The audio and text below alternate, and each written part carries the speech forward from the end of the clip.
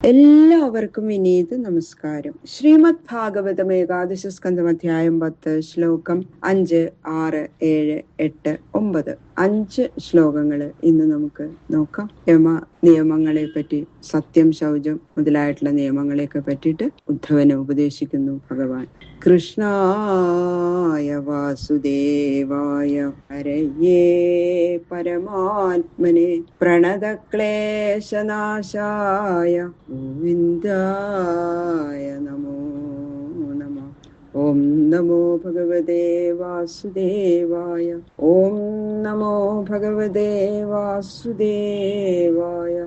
ഓം നമോ ഭഗവതേ വാസുദേവായ. ശ്ലോകം 5. യമാനഭീക്ഷണം സേവേദ നിയമാൻ മൽപരക്വചിൽ മദഭിജ്ഞം ഗുരും ശാന്തം ഉപാസീതമദാത്മകം.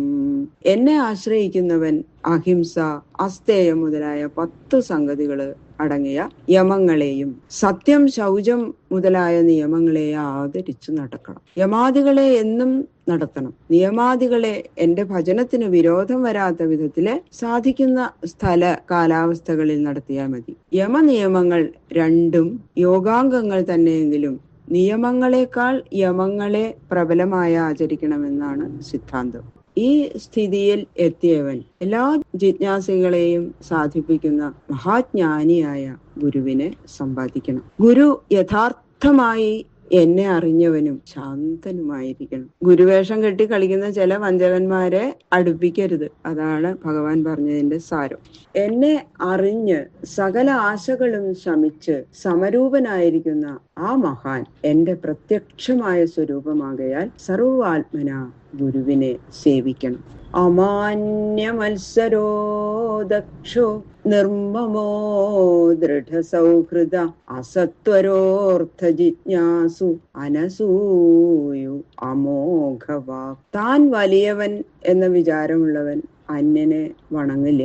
അതിനാൽ ശിഷ്യൻ അമാനിത്വം, അതായത് താഴ്മ എന്ന ഗുണം ഉള്ളവനായിരിക്കണം. അന്യന്മാരുടെ ഉത്കർഷം സഹിക്കായ്മ എന്ന മത്സരം അവനിൽ ഉണ്ടായിരിക്കരുത്. ഗുരു ഉപദേശിക്കുന്നത് ഗ്രഹിച്ച് പ്രവർത്തിക്കാൻ സാമർഥ്യം വേണം. ഭാര്യാപുത്രാദി വിഷയങ്ങളിൽ മമതയുള്ളവനായിരിക്കാനും പാടില്ല. പരമേശ്വരനിലും ഗുരുവിലും ക്കമില്ലാത്ത സ്നേഹം, അതായത് ഭക്തി ഉള്ളവനായിരിക്കണം. യസ്യ ദേവേ പരാഭക്തി യഥാ ദേവേ തഥാ ഗുരൗ തസ്യൈതേ കഥിതാഹ്യർത്ഥാ പ്രകാശന്തേ മഹാത്മന. ഈശ്വരനിലും ഗുരുവിലും അഭേദ ബുദ്ധിയുള്ള മഹാനുഭാവന് മാത്രമേ ഉപദേശിച്ച കാര്യം പ്രകാശിക്കുള്ളൂ. വേഗത്തിൽ ഒരു സമയം ധരിക്കാതിരുന്നാൽ കുണ്ഠിതപ്പെട്ടു മടങ്ങുന്നവനായിരിക്കാതെ സാവധാനമുള്ളവനും ഉദ്ദേശിച്ച കാര്യം നന്നായി സാധിക്കാൻ താല്പര്യമുള്ളവനും അസൂയാരഹിതനും സാവധാനത്തിൽ വിനയപൂർവം ആവശ്യമുള്ളത് മാത്രം ചോദിച്ചറിയാൻ വേണ്ടുന്ന സംഭാഷണം ചെയ്യുന്നവനും ആയിരിക്കണം. ചോദിക്കണതൊക്കെ അങ്ങനെ വേഗം വേഗം ഉത്തരം കിട്ടണം, അല്ലെങ്കിൽ ദേഷ്യം വന്ന് മടങ്ങി പോവുക, അങ്ങനെയുള്ള ശിഷ്യനാവരുതെന്ന്. ശിഷ്യനുണ്ടായിരിക്കേണ്ടതായ മേൽപ്പറഞ്ഞ ഗുണങ്ങൾ ഒന്ന് മറ്റൊന്നിന്റെ ഹേതുവായിരിക്കുന്നതിനാൽ ക്രമേണ ഓരോന്നുണ്ടാകുമ്പോൾ മറ്റേത് ഉണ്ടായിട്ട് വരും. കാര്യത്തെ പ്രകാശിപ്പിക്കുന്നത് കാരണ സാധാരണ ധർമ്മമാകുന്നു. ജായാവത്യഗൃഹക്ഷേത്ര സ്വജനദ്രവിണാദിഷു ഉദാസീന സമം പശ്യൻ സർവേഷു അർത്ഥമിവാത്മന. അന്യന്മാരെ സ്നേഹിക്കാതിരിക്കാം. ഭാര്യാപുത്രാദികൾ ആത്മീയരും ആത്മസുഖത്തെ സാധിപ്പിക്കുന്നവരുമാകയാൽ അവരെ ഉപേക്ഷിക്കുന്നത് അന്യായമല്ലേ എന്ന ശങ്കയുണ്ടാവും. എല്ലാവരിലും ഒരേ ചൈതന്യം ഒരേ വിധം വിളങ്ങുന്നതിനാൽ ഭാര്യാപുത്രാദികള് വിശേഷവിധിയായിട്ടൊന്നുമില്ല. തനിക്കുള്ള പ്രയോജനം എല്ലാവരിലും ഒരുപോലെ തന്നെ. പ്രാരബ്ധ അനുസരണം നേരിടുന്ന സുഖദുഃഖാദികളെ ഭാര്യാദികളെ വർദ്ധിപ്പിക്കുകയോ ക്ഷയിപ്പിക്കുകയോ ഒന്നും ചെയ്യുന്നില്ല. ചെയ്യാൻ അവർക്ക് കഴിയുകയില്ല.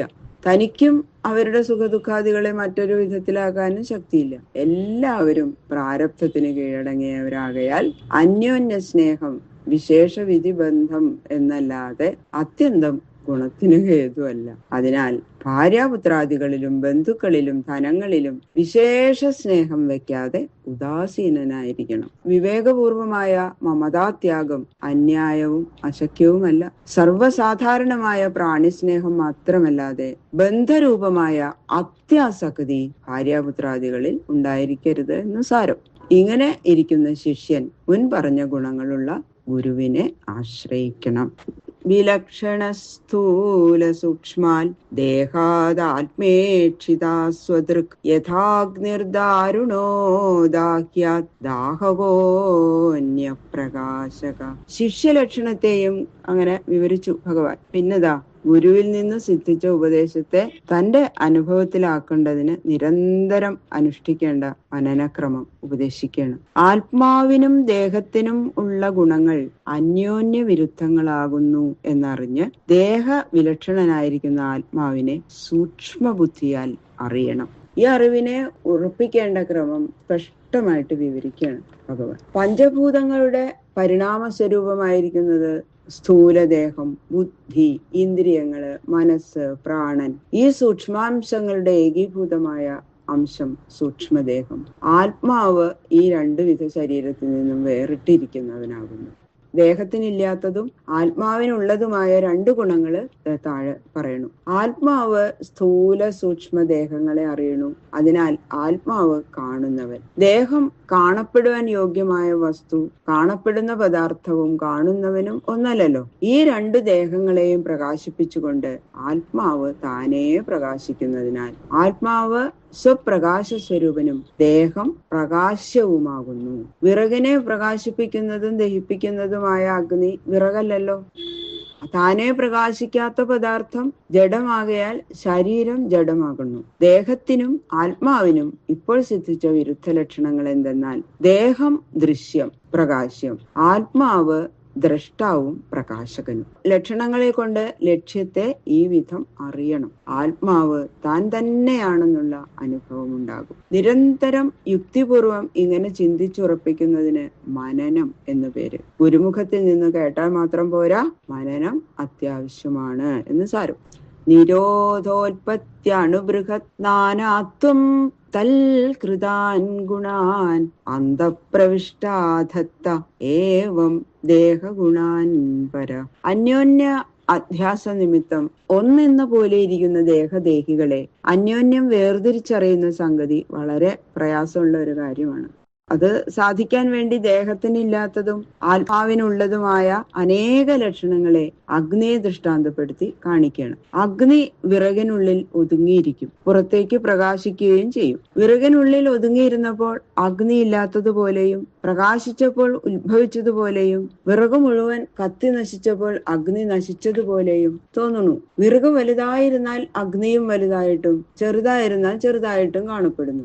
ഈ വിധം ഉൽപ്പത്തി, ലയം, വലുപ്പം, ചെറുപ്പം എന്നീ ധർമ്മങ്ങൾ അഗ്നിക്കുണ്ടെന്ന് തോന്നുന്നത് ഉപാധിയായ വിറകിന്റെ സംബന്ധ നിമിത്താണ്. വാസ്തവത്തിൽ അഗ്നി എപ്പോഴും ഏകരീതിയിൽ എല്ലാറ്റിലുമുണ്ട്. ഇതുപോലെ ദേഹത്തിനുള്ള ഗുണങ്ങളെ അന്തസ്ഥിതനായ ആത്മാവ് സ്വീകരിച്ചവൻ എന്ന പോലെ കാണപ്പെടുന്നു.